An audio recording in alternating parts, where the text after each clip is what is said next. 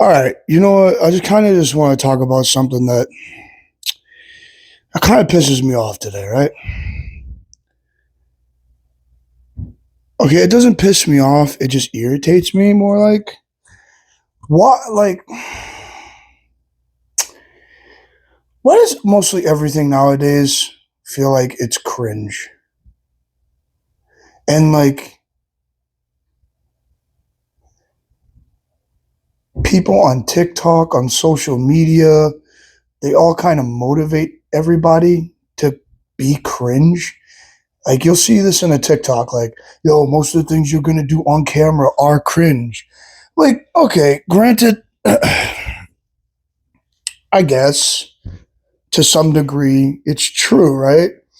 Like me sitting in my house, just like, thousands of other jagoffs sitting in their houses, talking to their phones, talking to their cameras, right? But I guess it's how you record yourself or how you talk about it or what you're talking about. Like that's basically what I'm talking about today. Like how everyone and everybody is just cringe nowadays.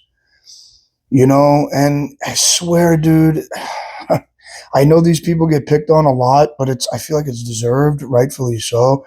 Like the woke leftists. Fuck, dude. These be the cringiest fucking people out there, and they'll make like a meme about Trump. Like, there's this video out there. I forgot the guy's name, but I'll give him credit once I find the name. I'll come back to my video and I'll edit it in the description. But he's basically the guy where he talks about how the left can't meme. They legitimately can't meme, dude. Like, and most of entertainment and Hollywood, movies, they're all fucking cringe, and it's like, all right, it supports this ideology, and it kind of motivates these people to be like, well, if it's in a Hollywood movie, then that means it's cool. Like, no, bro. Like how in the 80s movies there were nothing but muscly ass kicking people, muscly heroes, muscle men juiced up with baby oil on them and shit like that. No Diddy, bro. Like, you know what I mean? Like, and it was like, yeah, I'm gonna go hit the gym so I can look like Arnold Schwarzenegger. I'm gonna go hit the gym so I can look like Rambo, Sylvester Stallone. I'm gonna go hit the gym so I can look like Jean Claude Van Damme. Like, you know what I'm saying? Like, these dudes are jacked. They get the girl. They can fight. They have strategies.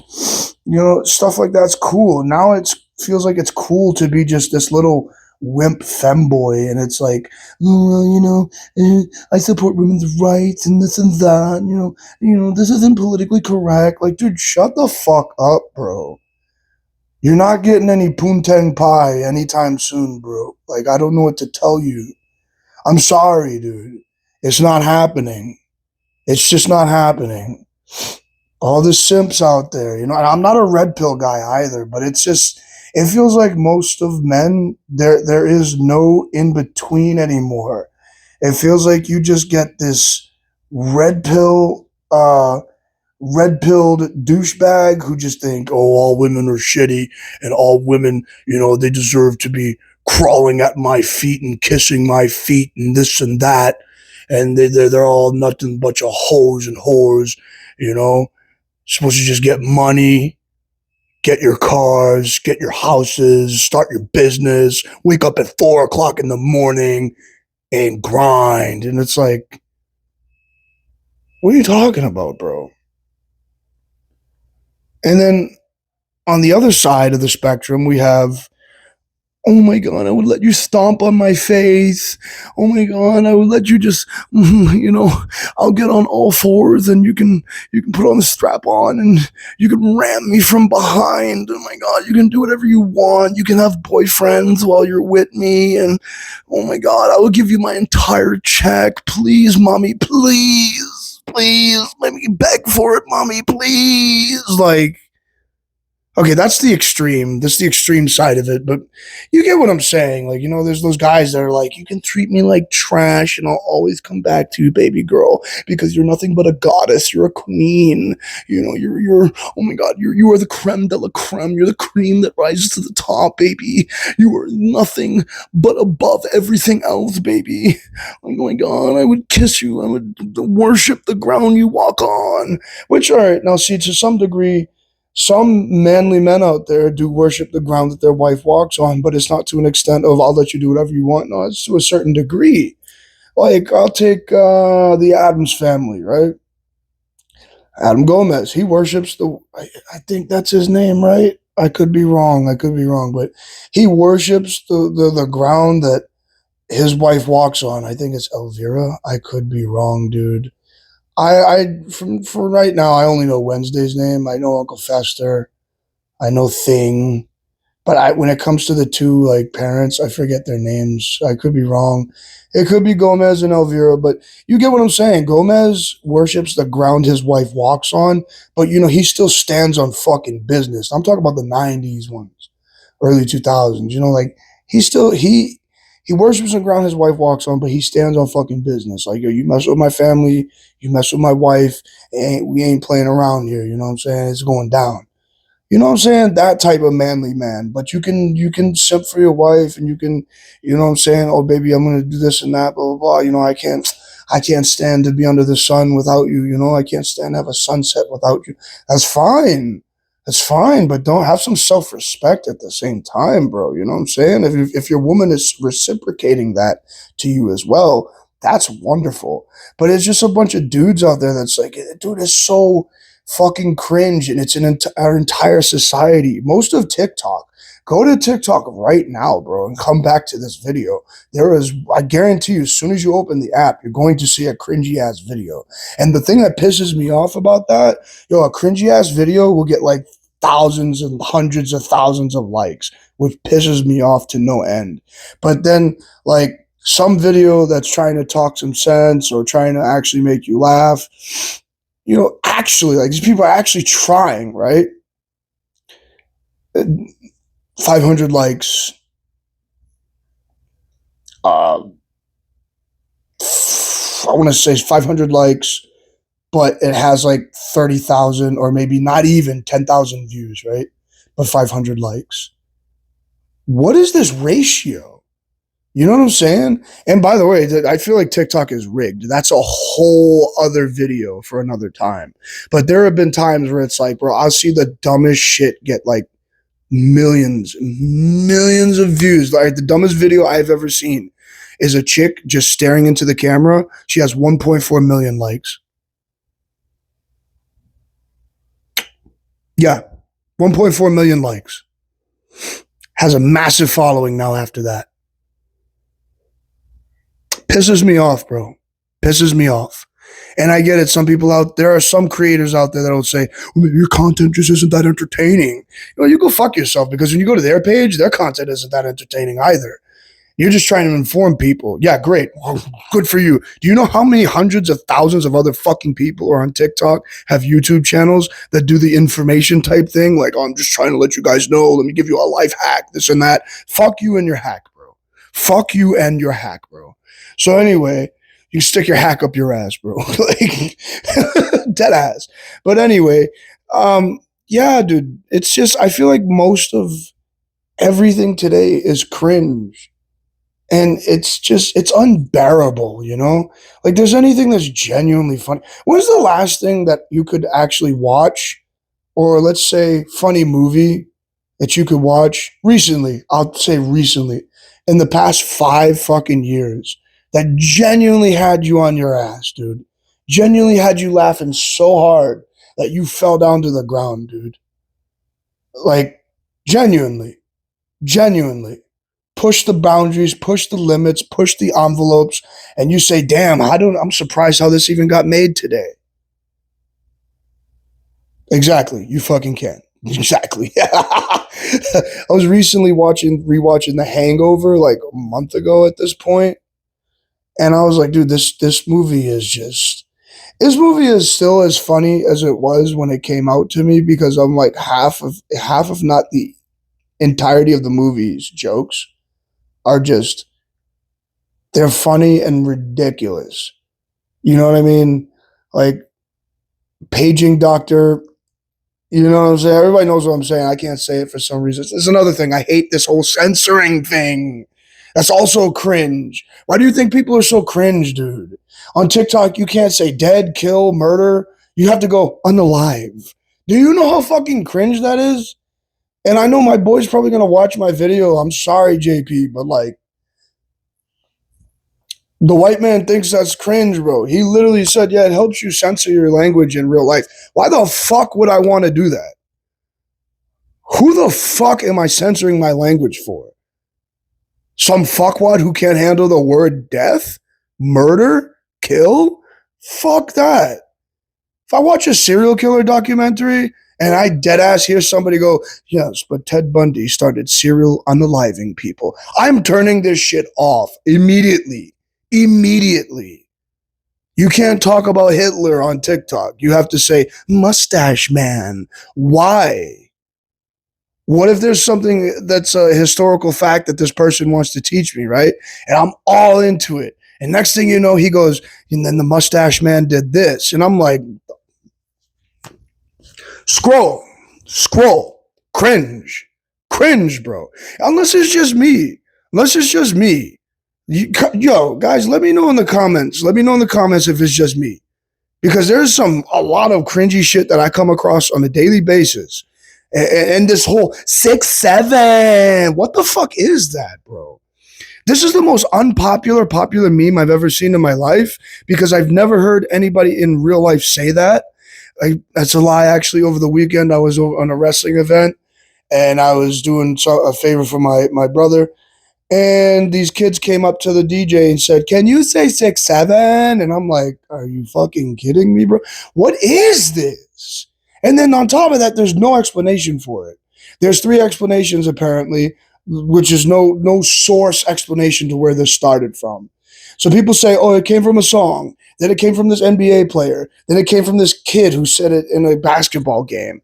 And he just goes, 6'7". Like, you know what I'm saying? Cringe shit like that. Cringe shit like that gets popular nowadays. That shit gets popular. That shit gets known nationwide. Huck fucking Tour girl gets known nationwide. Nationwide popularity. Then she gets a fucking podcast that, guess what? Bombs. Fuck you, Haley. And everybody who's saying that's out of jealousy, no, I was just so aggravated when that came out. Huck my balls. How about that, bro? Like, Jesus Christ, dude. It was the most annoying thing. Like, people were getting bumper stickers of this shit. People were getting tattoos of this shit. Like, are you guys like? It just when shit like that happens to me, it's like. So the bar is really, really, really low. That's how bad movies are. That some chick got famous on a street interview, by the way, and literally said Huck Tua. It took the nation by storm. And then they supported her to the point where she got a podcast. And then guess what? Guess the fuck what? Then she started scamming her fan base. Wow. It seems that these people can never make the right person famous. Wow. Make your boy the white man famous. Make me famous. I'll be the right one you make famous, bro. I ain't gonna forget a goddamn fan that made me famous and made me get up there. Help me get up there. I'll give back to the people. I gotta figure out how I'm gonna give back to the people because I gotta figure out what y'all want. I'm gonna give back to the people. You know what I'm saying? Make me famous. You don't have to. It's just a choice. Anyway, moving on. Yeah, bro, but like Haley Welch, like bro, that whole thing pissed me off, dude. That was one of the cringiest fucking things that just took off, and everybody was making the joke, oh, not thing. Like, shut the fuck up, dude. Granted, I'm no better because I'm not gonna sit here and say like I made one Huck Tua joke, but when I did, my subconscious was like, ugh, like cringe, bro. Like, why'd you do that? There's so many funnier catchphrases you could say. Like, why would you do that, bro? It's like when people were especially, okay, here's another one. Rick and Morty fans. I'm Pickle Rick. I'm Pickle Rick. I'm Pickle Rick. How people hype that episode up so much and that saying, shit, I dropped my mic. How people hype that episode up and that saying so much, you would think, yo, this is one of the greatest adult animated shows and episodes of all time, right? Bro, I legitimately watched that and I'm like, this isn't even the greatest episode of the series, bro. This is not even this. If I was a ranking system, this is like number 20, number 30 best episode of the series. To me, the top 5 best episodes of the series, 60 Minutes. To me, this is my own opinion, my own ranking system. 60 Minutes, the one where Evil Morty first appeared, Wedding Squanchers, the season 5 finale, and the one where Rick Shank Redemption, I think, the one where Prime Rick finally, gets got. Those are the 5 best episodes to me out of the entire fucking series, dude. Honorable mention, Solar Ricks, because it gave you that little, what am I trying to say? It gave you that little oomph, like, okay, we're gonna get him. Which the best thing about Rick and Morty, because they do this non-episodic thing, you can literally pick episodes out of the season, watch that shit chronologically, and the story kind of fits. That was genius writing right there. But mind you, the same chick that made the Pickle Rick episode is the same chick that made She-Hulk, and it's like, oh wow, see, no wonder you made one of the dumbest fucking episodes in the series history, and then you go on to make this atrocious piece of shit garbage ass show. Wow, amazing. Here's the thing: I feel like people go so. I feel like even when they're criticizing shows like this, like I don't think Nerdrotic hits you with facts. That's the thing. Nerdrotic doesn't have to go, oh, this was garbage. This was just a crock of shit. This and that, blah, blah, blah. Even though he does sometimes, he gives you the educated, factual stomp out, bro. Him as heel versus babyface. Mauler, I love Mauler because he'll give you a 3-hour fucking video of why this show is a crock of shit, bro. If your show is a crock of shit, he will give you a 3-4 hour video of, this is why this is a crock of shit, right? Who else? It's a Gundam. I love It's a Gundam. He does great too. These are some YouTubers I genuinely like to either be on the Friday Night Tights podcasts or videos someday. Or these are some guys I genuinely like to meet, shake their hands, have a conversation, have a beer. I know you can't do that with Nerdrotic because, he said he's recovering and he's been clean and sober for a long time, so I wouldn't want to do that. And, with him, I just have a conversation. But with all the other guys, it's like, bro, we can have a beer, sit down, converse about this shit. I mean, when it comes to Star Wars, they know a lot. I'm not a Star Wars guy. But, this is what I'm saying. And then YouTubers have fought the cringe for so long, and all the audiences ask for, bro. Like me, all I'm asking for is just a decent, well-rounded movie or show that doesn't rely on modern day isms, dude, or modern day slang. Like I guarantee you there's going to be a show, there's going to be something that says 6'7". Like I'm surprised there wasn't a show or a movie that had a Haktua joke. Like I'm surprised. But it just goes to show you how much these people are fucking jobbers, bro. Like, are you kidding me? It's just cringe, dude. Everywhere I fucking look, on TikTok, then on Facebook, right? I was scrolling on Facebook today. Your boy, the white man, was scrolling on Facebook today. And then here I am. I see this post talking about the movies and shows and games that we're going to get next year. So we all know that Disney's in the fucking shitter and there's no reviving Marvel at this point. There are some people who still have hope for it. Like, oh my God, you're just shitting on it. There's still hope for it. No, there's no fucking hope for this thing, right? But this person posted, obviously it's a group, you know, it's a person that posted in a group, and I don't know how, like, I got this group on my page or my timeline because maybe I'm following it and then they just post cringe shit and I just ignore it. But I'm going to unfollow this shit next time I see it. And they were talking about 2026 is going to be a generational run. And it was Resident Evil Requiem. It was scrolling. You see the photos and movies and games and shows it's talking about. There was Avengers Doomsday. As soon as I got to Avengers Doomsday, I was like, you're fucking kidding me, right? You're fucking kidding me, right? And the text on the picture, it's the same for every image, 2026 on a generational run. That's another word I hate. Generational. They use it with wrestling. Oh, when Roman Reigns returns at SummerSlam, this is going to be a generational pop. Shut the fuck up, dude, with these words. Because they mean nothing. They mean nothing. You know why it aggravates me the most? Because not only do they mean nothing, when people say, oh, this is going to be generational, said thing that they said was going to be generational happens, and then said thing gets forgotten the next day. You're lucky if it's not forgotten for a couple hours after. Generational means we're talking about it.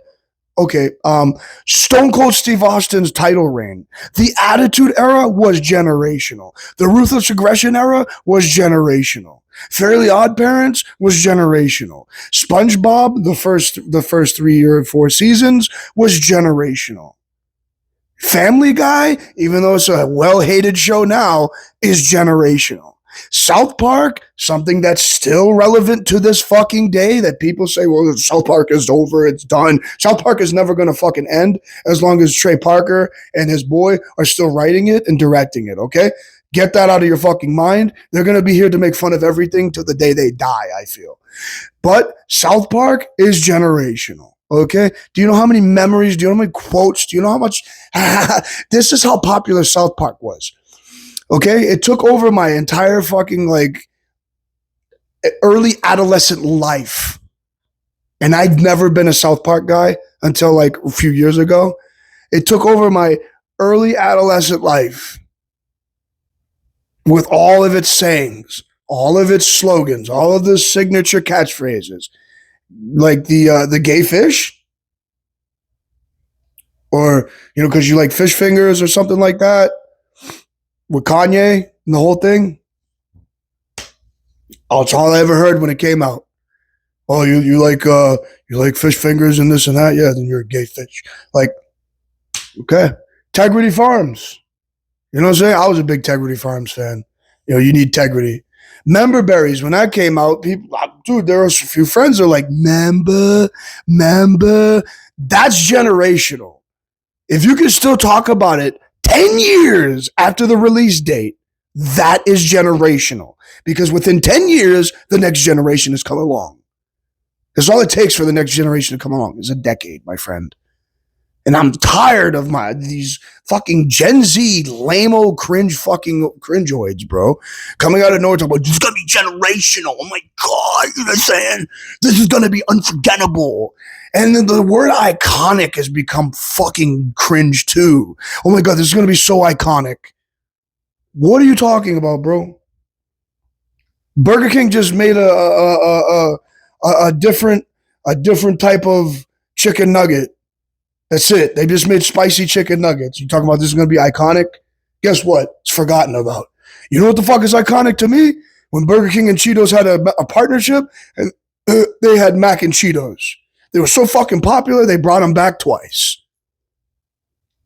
That's generational, bro. All right, that's my own personal preference. But to me, that's something that was amazing.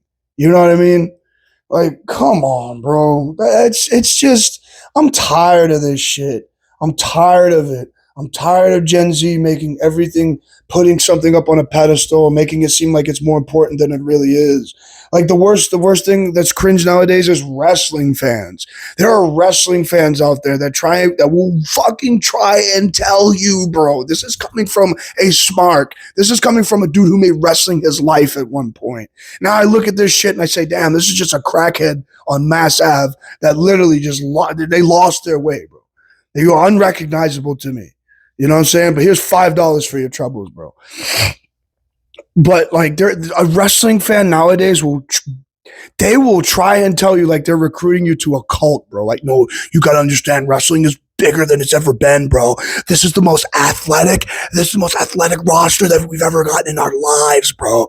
You understand? Like, this is the most largest roster that we've ever gotten in our lives, bro. Yeah, the largest roster that's full of fucking jobbers, bro. Okay?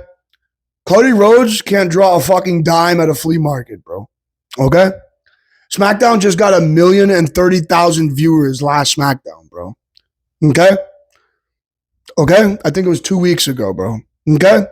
Wrestling is dying, and I'm tired of people trying to tell me otherwise. I'm tired of people trying to tell true diehard wrestling fans otherwise. Because you have your standards in the fucking gutter, and then they try to prop up all these little cringe wrestlers and their cringe catchphrases. And it's like, dude, this is all just so cringe. It's like it's on its deathbed. And it's like, okay, but here's the new toy we're playing with, this new shiny thing. Yeah, don't forget about me, guys. Like, the fact that John Cena just was like, oh, he turned face randomly on a random SmackDown and goes, yeah, I just want you guys to not forget about me. Are you fucking kidding me, bro? You're John fucking Cena. You're John. You can't fucking see me, Cena, bro. Are you kidding me, bro? Are you fucking kidding me? Talking about, I just don't want you guys to forget about me. What? What? Shut the fuck up, dude. Are you dead ass right now? Like, oh my God. I'd expect Cody Rhodes to say something like this in 2 years. Like, if he had to turn heel, if it was his last ditch effort. Like, I just don't want you guys to forget about me. Don't worry about it, bro. We're going to forget about you as soon as you retire. Like, Jesus, bro. Jesus, bro. Like, a lot of these people, that's what I'm saying. It goes into my last episode. A lot of people have accepted mediocrity. And our standards are so in the dumps that people are willing to accept the most mediocre thing that is just acceptable. Remember when we used to get things like Above and Beyond, man? Do you remember that? Do you remember that? You remember the good old times? You know what I'm saying? Like, do you remember when we got kick-ass games? Like, bro, if you go to Andy Pan's Gaming, he'll tell you about all the stupid-ass games that come out nowadays, man. And it's like, we used to get kick-ass, hardcore, manly-ass games. Now we get a game where you get to create a character and it goes, you get to pick your gender. Male, female, they, them. Who the fuck wants to play as a they, them, dude? Who the fuck is this made for, bro? Are you serious? Making a fucking video game and then it's like, hey, yo, let me talk, but I want to talk about my pronouns. That's not what I'm playing this game for. But I want to escape reality. I want to blow things up. I want to destroy towns. I want to save a damsel in distress. And some people will be like, well, that's just the masculinity or toxic masculinity. Toxic masculinity, I'm going to go on a limb here and people are going to say I'm crazy. Toxic masculinity doesn't exist, bro.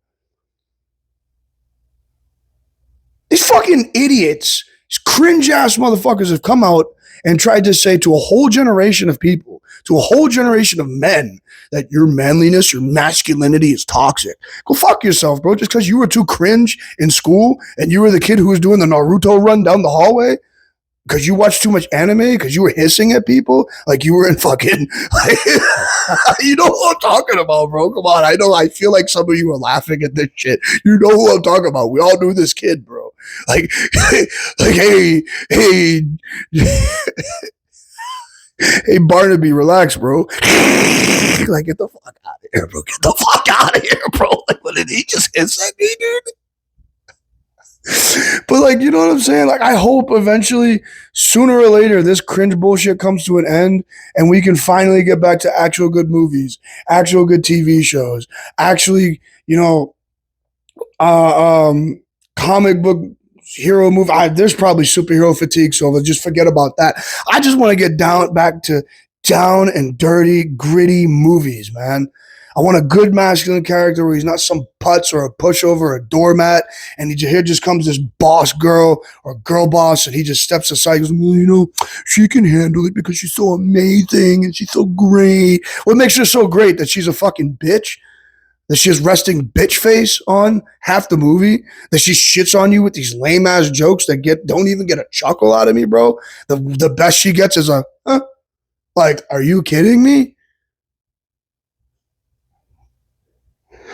Yo, leave a like, subscribe, and a comment down in the comment sections, guys. Let the white man know. Let your boy know. All right? Let your boy know if I'm going crazy. Let your boy know, bro. All right? All right? I'm glad we had this little sit down. I'm glad we had this little pep talk. All right? Now, white out, baby.